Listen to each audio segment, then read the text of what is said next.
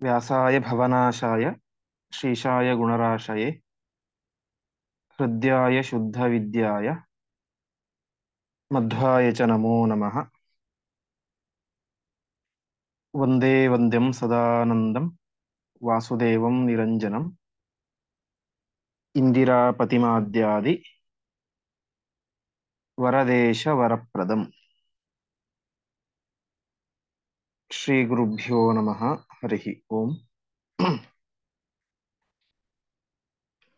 ನಾವು ಇಲ್ಲಿ ತನಕ ಒಟ್ಟು 9 ಅಧ್ಯಾಯದ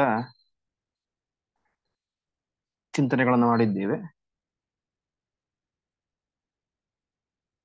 ಇಂದಿನಿಂದ 10ನೇ ಅಧ್ಯಾಯದ ಪಾಠ ಪ್ರಾರಂಭ ಆಗುತ್ತೆ.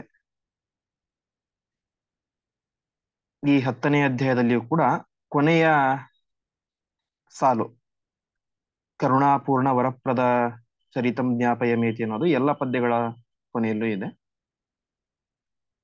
ಈಗ ಮೊದಲನೇ ಪದ್ಯ ಪ್ರಾರಂಭ ಮಾಡೋಣ. ಶ್ಲೋಕ ಹೇಳ್ತೇನೆ, ನೀವು ಹೇಳಿ.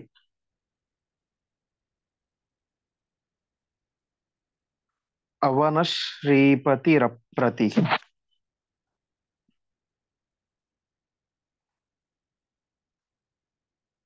ಅಧಿಕೇಶಾದಿ ಭವಾದೆ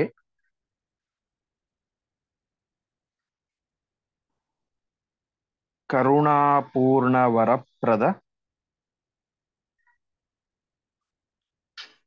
ಚರಿತಂ ಜ್ಞಾಪಯ ಮೇತೆ.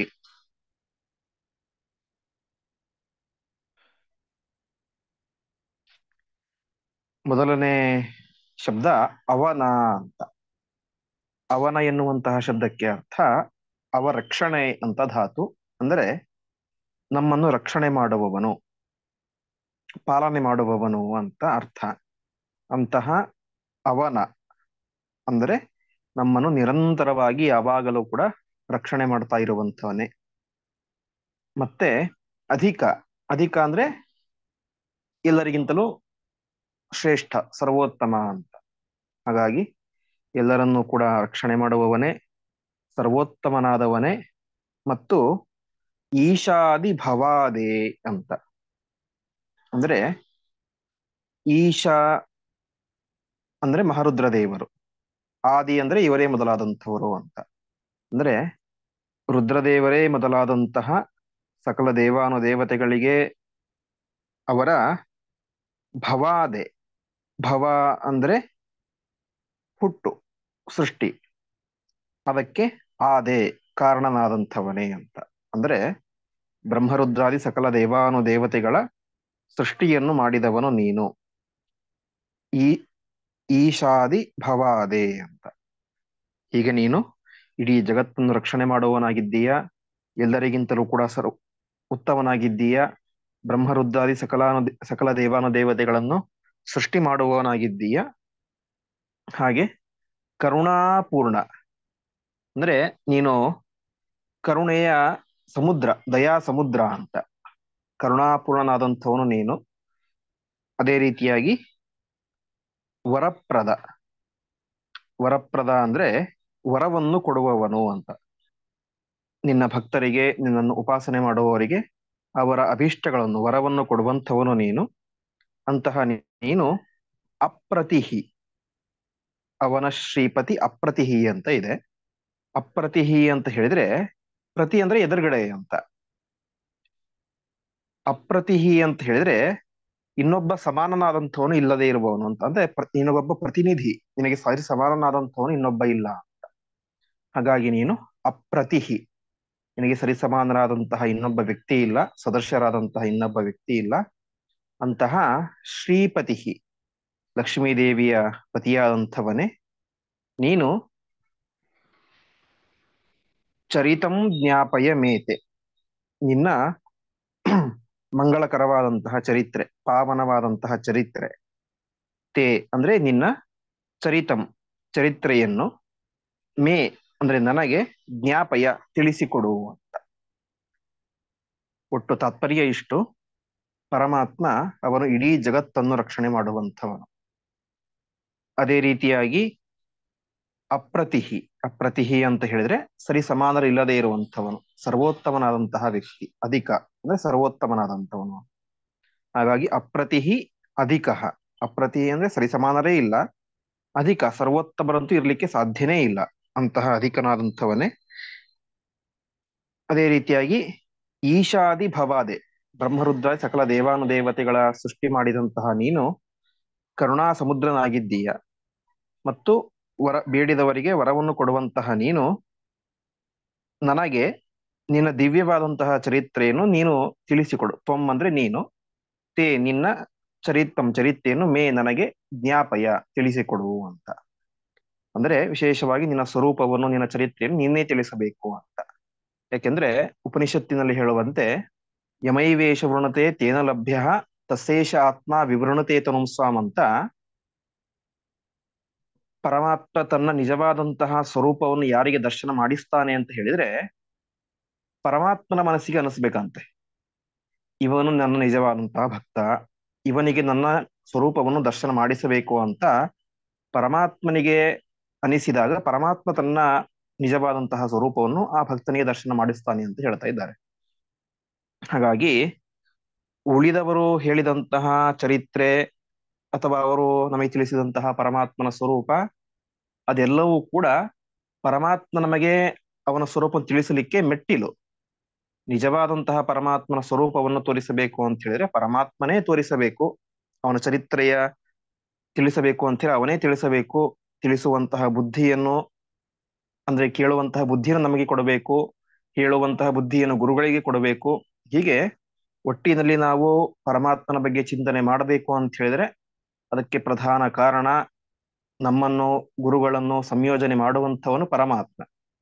ಹಾಗಾಗಿ ಪರಮಾತ್ಮನ ಹತ್ತಿರ ನಾವು ಪರಮಾತ್ಮ ನಿನ್ನ ಚರಿತ್ರೆಯನ್ನು ನೀನೇ ತಿಳಿಸಿಕೊಡು ಎಂಬುದಾಗಿ ಪ್ರಾರ್ಥನೆ ಮಾಡಬೇಕು ಅಂತ ಆಚಾರ್ಯರು ಈ ಒಂದು 10ನೇ ಅಧ್ಯಾಯದಲ್ಲಿ ಪರಮಾತ್ಮನ ಅನೇಕ ಗುಣಗಳನ್ನು ಹೇಳಿ ಕೊನೆಗೆ ಕರುಣಾಪೂರ್ಣನಾದಂತಹ ನೀನು, ಬೇಡಿದ ವರಗಳನ್ನು ಕೊಡುವಂತಹ ನೀನು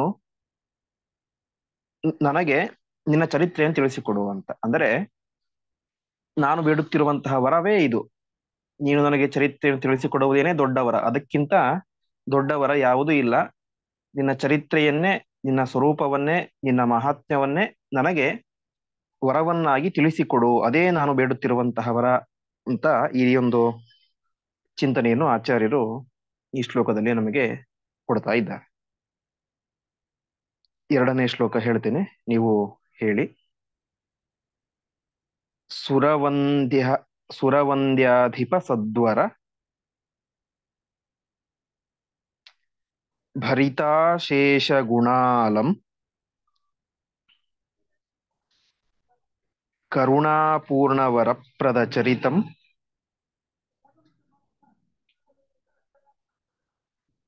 ಜ್ಞಾಪಯಮೇತೆ.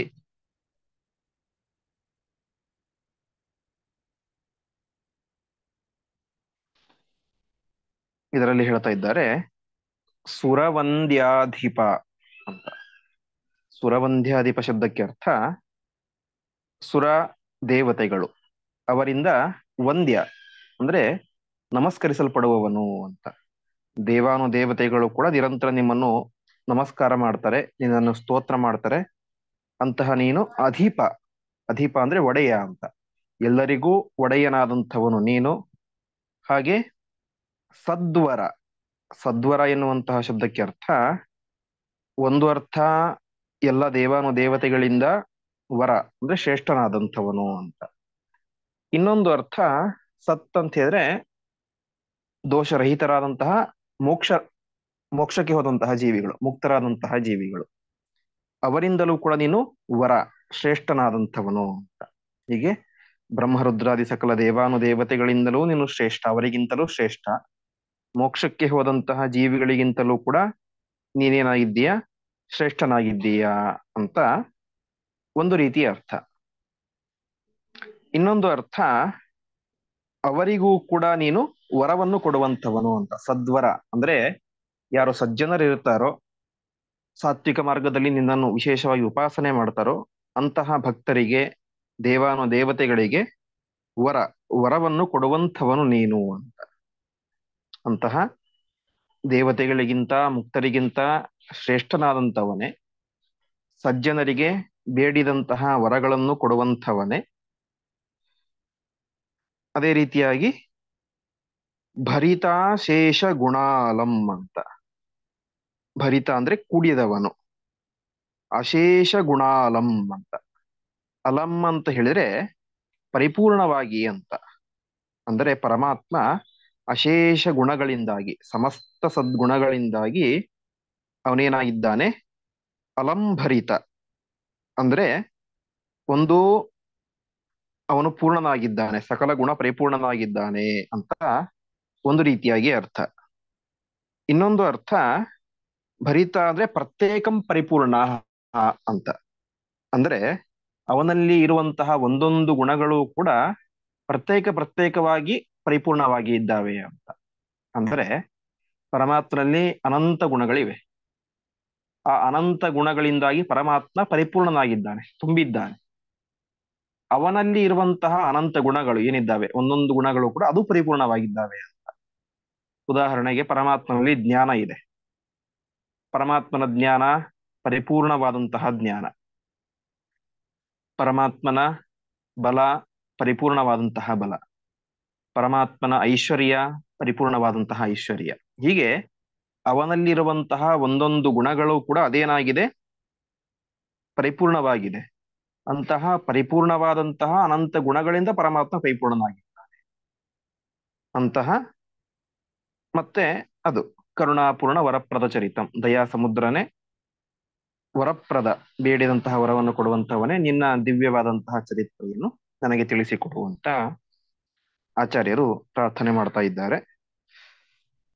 ತಾತ್ಪರ್ಯ: ಪರಮಾತ್ಮ ನಾವು ನಮಸ್ಕರಿಸುವಂತಹ ಬ್ರಹ್ಮದೇವರು, ವಾಯುದೇವರು, ರುದ್ರ, ಗಣಪತಿ ಮುಂತಾದಂತಹ ಎಲ್ಲ ದೇವಾನುದೇವತೆಗಳು ಕೂಡ ಈ ಪರಮಾತ್ಮನಿಗೆ ನಮಸ್ಕರಿಸ್ತಾರೆ.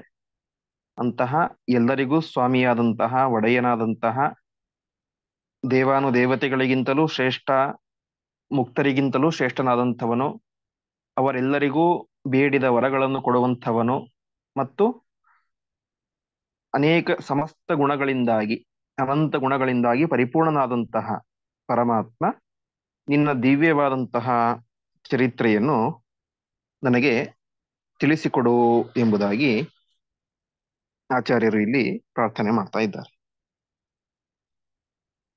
ಮುಂದಿನ ಶ್ಲೋಕ, ಮೂರನೆಯದ್ದು ಶ್ಲೋಕ ಹೇಳ್ತೀನಿ, ನೀವು ಹೇಳಿ. ಸಕಲಧ್ವಾಂತ ವಿನಾಶಕ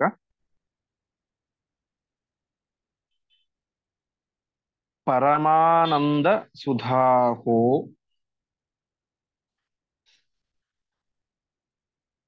ಕರುಣಾಪೂರ್ಣ ವರಪ್ರದ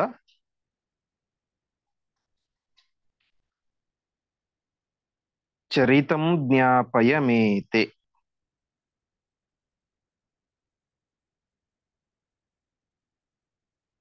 ಸಕಲ ಧ್ವಾಂತ ವಿನಾಶಕ ಅಂತ.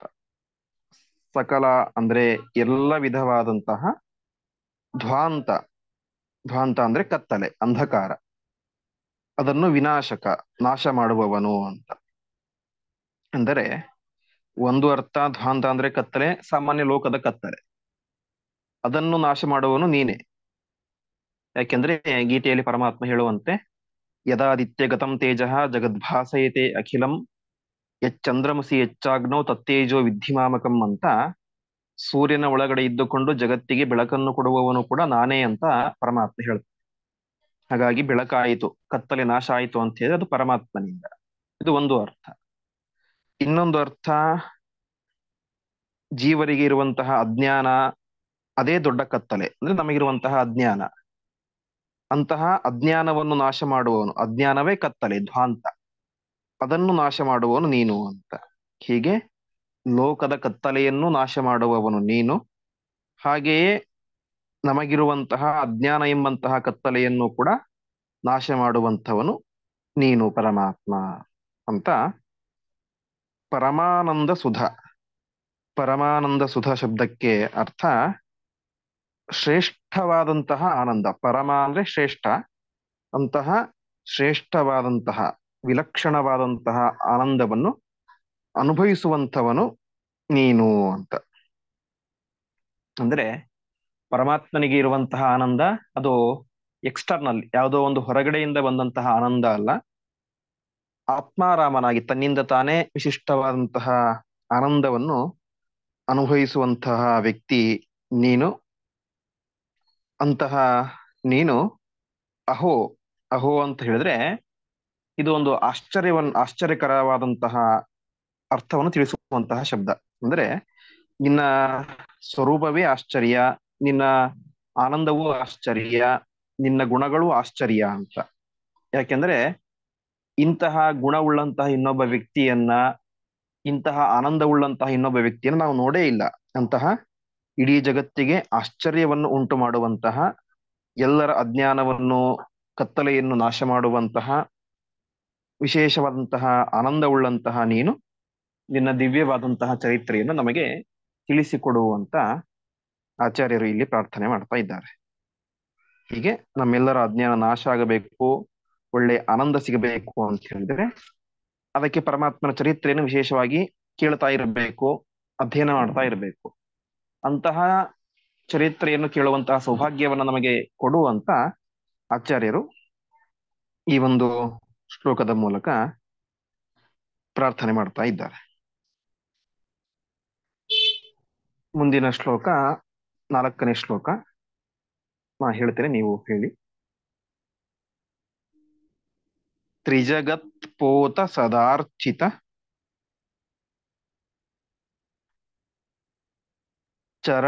ಚರಣಾಶಾಪತಿಧಾತೋ ಕರುಣಾಪೂರ್ಣವರಪ್ರದಚರಿತಂ ಜ್ಞಾಪಯಮೇತೆ.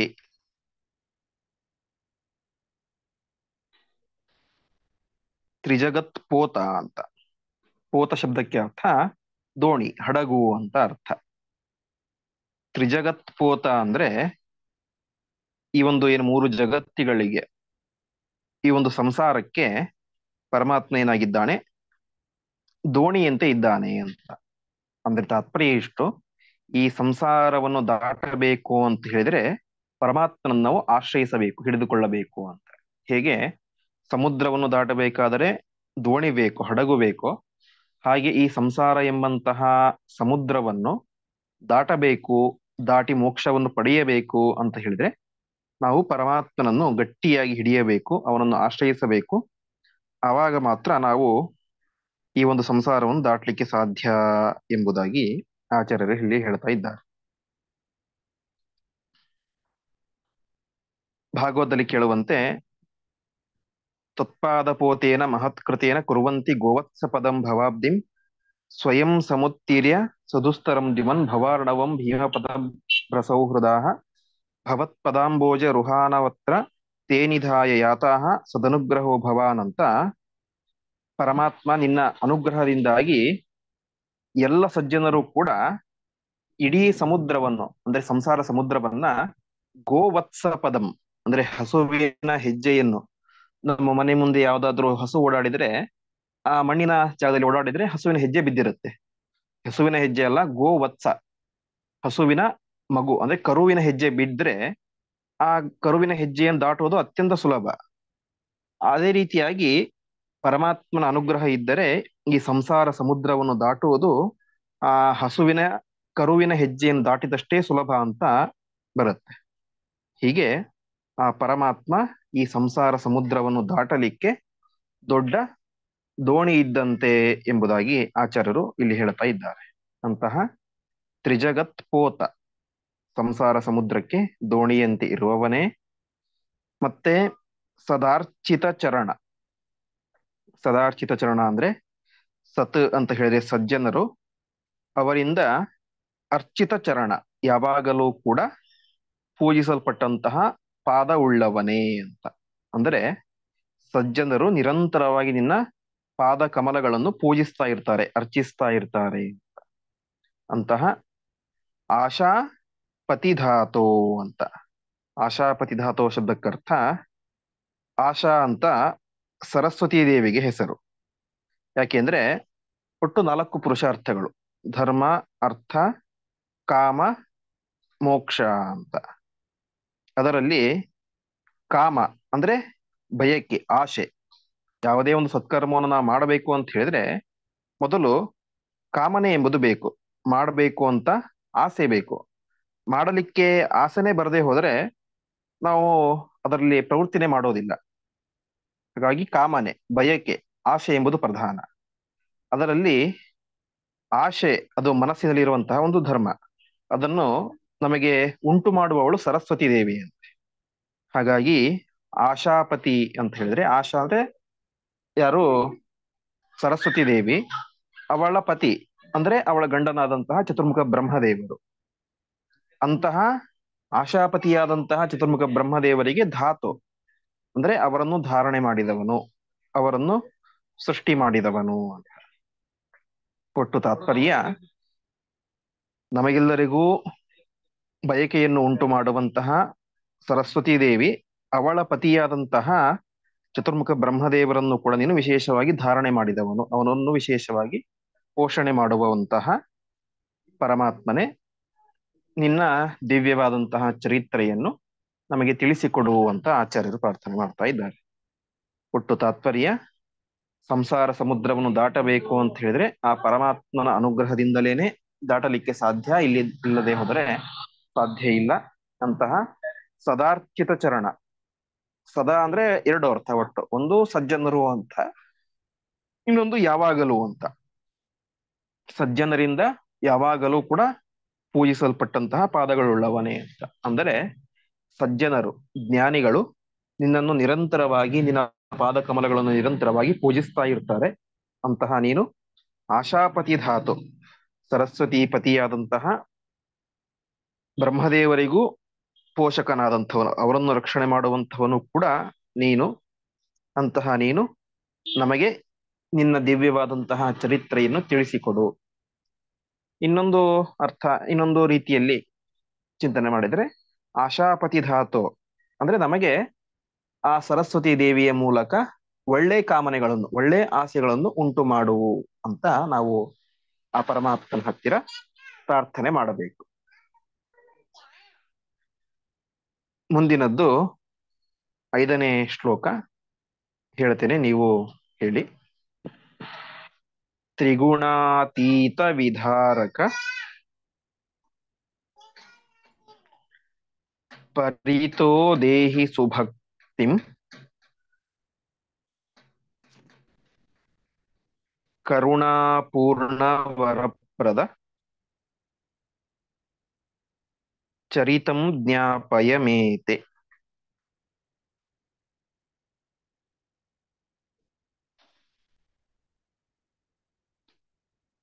ಪರಮಾತ್ಮ ತ್ರಿಗುಣಾತೀತ. ತ್ರಿಗುಣಾತೀತ ಅಂದ್ರೆ ಪರಮಾತ್ಮನಿಗೆ ಈ ಒಂದು ಸತ್ವ, ರಜಸ್ಸು, ತಮಸ್ಸು ಎಂಬಂತಹ 3 ಗುಣಗಳ ಸಂಪರ್ಕ ಎಂಬುದು ಪರಮಾತ್ಮನಿಗೆ ಇಲ್ಲ ಅಂತ. ಪರಮಾತ್ಮ ಇಂತಹ ಸತ್ವ, ರಜಸ್ಸು, ತಮಸ್ಸು ಎಂಬಂತಹ ಗುಣಗಳ ಸಂಪರ್ಕ ಇಲ್ಲದೆ ಇರುವಂಥವನೇ. ಅದೇ ರೀತಿಯಾಗಿ ವಿಧಾರಕ, ಎಲ್ಲವನ್ನೂ ಕೂಡ ಧಾರಣೆ ಮಾಡಿದಂಥವನೇ ಅಂತ. ಅಂದ್ರೆ ಸಮಗ್ರ ವಿಶ್ವವನ್ನು ಕೂಡ ಧರಿಸಿದಂಥವನು ನೀನು. ಅಂತಹ ನೀನು ಪರಿತಃ ಸುಭಕ್ತಿಂ ದೇಹಿ. ಪರಿತಃ ಅಂತ ಹೇಳಿದ್ರೆ ಯಾವಾಗಲೂ ಕೂಡ ಅಂತ. ಯಾಕೆಂದ್ರೆ ನಮಗೆ ಪರಮಾತ್ಮನಲ್ಲಿ ಭಕ್ತಿ ಇರುತ್ತೆ, ಆದರೆ ಅದು ಯಾವಾಗಲೂ ಇರೋದಿಲ್ಲ. ಕೆಲವೊಮ್ಮೆ ಭಕ್ತಿ ಇರುತ್ತೆ, ಕೆಲವೊಂದ್ಸಲ ಇರೋದಿಲ್ಲ. ಬಂದು ಹೋಗುವಂತಹ ಭಕ್ತಿ ಇರುತ್ತೆ ಕೆಲವೊಮ್ಮೆ ಕೆಲವೊಬ್ಬರಿಗೆ. ಹಾಗಾಗಿ ಆಚಾರ್ಯರು ಇಲ್ಲಿ ಪ್ರಾರ್ಥನೆ ಮಾಡ್ತಾ ಇದ್ದಾರೆ, ಪರಿತೋ ದೇಹಿ ಸುಭಕ್ತಿ. ನಮಗೆ ಯಾವಾಗಲೂ ಕೂಡ ನಿನ್ನಲ್ಲಿ ಒಳ್ಳೆ ಭಕ್ತಿಯನ್ನು, ಸುಭಕ್ತಿಂ. ಸುಭಕ್ತಿಂ ಶಬ್ದಕ್ಕೆ ಅರ್ಥ ಭಕ್ತಿಯನ್ನು ಕೆಲವರು ನಮಗೆ ಏನೋ ಒಂದು ಬೇಕು ಅಂತ ಮಾಡ್ತಾರೆ. ಪರಮಾತ್ಮ ಅವನಲ್ಲಿ ಭಕ್ತಿ ಇರುತ್ತೆ, ವಿಶೇಷವಾಗಿ ಭಕ್ತಿ ಇದ್ದೇ ಇರುತ್ತೆ.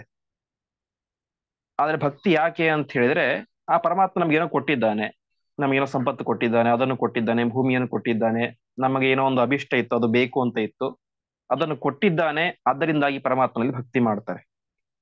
ಆದರೆ ಇಲ್ಲಿ ಆಚಾರ್ಯರು ಮಾಡ್ತಾ ಇರುವಂತಹ ಭಕ್ತಿ ಯಾವುದು ಅಂದ್ರೆ ಸುಭಕ್ತಿ. ಪರಮಾತ್ಮ ಅವನು ಒಳ್ಳೆ ಮಹಾತ್ಮ, ನಮಗೆಲ್ಲರಿಗಿಂತಲೂ ಕೂಡ ಸರ್ವೋತ್ತಮನಾದಂಥವನು, ಅನಂತ ಗುಣ ಪರಿಪೂರ್ಣ.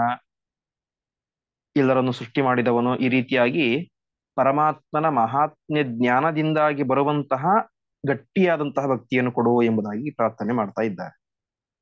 ಅಂತಹ ಪರಮಾತ್ಮನೇ ನಮಗೆ ಈ ರೀತಿಯಾದಂತಹ ಭಕ್ತಿಯನ್ನು ಕೊಡು, ಅದೇ ರೀತಿಯಾಗಿ ನಿನ್ನ ಚರಿತ್ರೆಯನ್ನು ತಿಳಿಸು ಅಂತ ಹೇಳ್ತಾ ಇದ್ದಾರೆ. ಇಲ್ಲಿ ಪರಿತಃ ಅಂತ ಪದ ಇದೆ. ಪರಿತಃ ಶಬ್ದಕ್ಕೆ ಒಂದು ಸುತ್ತಮುತ್ತಲು, ಎಲ್ಲವನ್ನು ಅಂತ ಅರ್ಥ, ಇನ್ನೊಂದು ಯಾವಾಗಲೂ ಅಂತ ಅರ್ಥ. ಹಾಗಾಗಿ ನಾವಿಲ್ಲಿ ಪರಿತಃ ಸುಭಕ್ತಿಂ ದೇಹಿ ಅಂತ ಇಟ್ಕೊಂಡಾಗ ನಮಗೆ ಯಾವಾಗಲೂ ಕೂಡ ಒಳ್ಳೆಯ ಭಕ್ತಿಯನ್ನು ಕೊಡು ಅಂತ ಪ್ರಾರ್ಥನೆ. ಇನ್ನೊಂದು ಪರಿತಃ ವಿಧಾರಕ, ಅಂದ್ರೆ ಎಲ್ಲವನ್ನೂ ಕೂಡ ಧರಿಸಿದವನು, ಇಡೀ ಜಗತ್ತನ್ನೇ ತನ್ನ ಹೊಟ್ಟೆಯಲ್ಲಿ ಇಟ್ಟುಕೊಂಡಂಥವನು ಅಂತ ಒಂದು ಅರ್ಥ. ಹೀಗೆ ತ್ರಿಗುಣಾತೀತ, ಮೂರು ಗುಣಗಳ ಸಂಪರ್ಕ ಇಲ್ಲದೆ ಇರುವಂಥವನೇ. ಮತ್ತೆ ಪರಿತೋ ವಿಧಾರಕ, ಇಡೀ ಜಗತ್ತನ್ನು ತನ್ನ ಹೊಟ್ಟೆಯಲ್ಲಿ ಧಾರಣೆ ಮಾಡಿದಂಥವನು ಪರಮಾತ್ಮ. ಇಡೀ ಜಗತ್ತನ್ನು ಧಾರಣೆ ಮಾಡಿದಂಥವನು ನೀನು. ಅದೇ ರೀತಿಯಾಗಿ ನೀನು ನನಗೆ ಪರಿತಃ ಸುಭಕ್ತಿಂ ದೇಹಿ, ಯಾವಾಗಲೂ ಕೂಡ ಸುಭಕ್ತಿ, ಒಳ್ಳೆಯ ಭಕ್ತಿಯನ್ನು, ನಿನ್ನ ಮಹಾತ್ಮ್ಯ ಜ್ಞಾನ, ನೀನು ಎಲ್ಲರಿಗಿಂತಲೂ ಉತ್ತಮ, ಎಲ್ಲರಿಗಿಂತಲೂ ಕೂಡ ವಿಲಕ್ಷಣ ಎನ್ನುವಂತಹ ಶ್ರೇಷ್ಠವಾದಂತಹ ಭಕ್ತಿಯನ್ನು, ಗಟ್ಟಿಯಾದಂತಹ ಭಕ್ತಿಯನ್ನು ನನಗೆ ಕೊಡು. ಅದೇ ರೀತಿಯಾಗಿ ನಿನ್ನ ದಿವ್ಯವಾದಂತಹ ಚರಿತ್ರೆಯನ್ನು, ಸ್ವರೂಪವನ್ನು ನನಗೆ ತಿಳಿಸಿಕೊಡು ಎಂಬುದಾಗಿ ಆಚಾರ್ಯರು ಇಲ್ಲಿ ಪ್ರಾರ್ಥನೆ ಮಾಡ್ತಾ ಇದ್ದಾರೆ. ಇಲ್ಲಿಗೆ 10ನೇ ಅಧ್ಯಾಯದಲ್ಲಿ ಒಟ್ಟು 5 ಶ್ಲೋಕಗಳನ್ನು ಚಿಂತನೆ ಮಾಡಿದ್ದೇವೆ. ಉಳಿದ ಶ್ಲೋಕಗಳನ್ನು ನಾಳೆ ದಿವಸ ಚಿಂತನೆ ಮಾಡೋಣ ಎಂಬುದಾಗಿ ಹೇಳುತ್ತಾ ಇಂದಿನ ಪಾಠವನ್ನು ಶ್ರೀಕೃಷ್ಣಾರ್ಪಣಮಸ್ತು.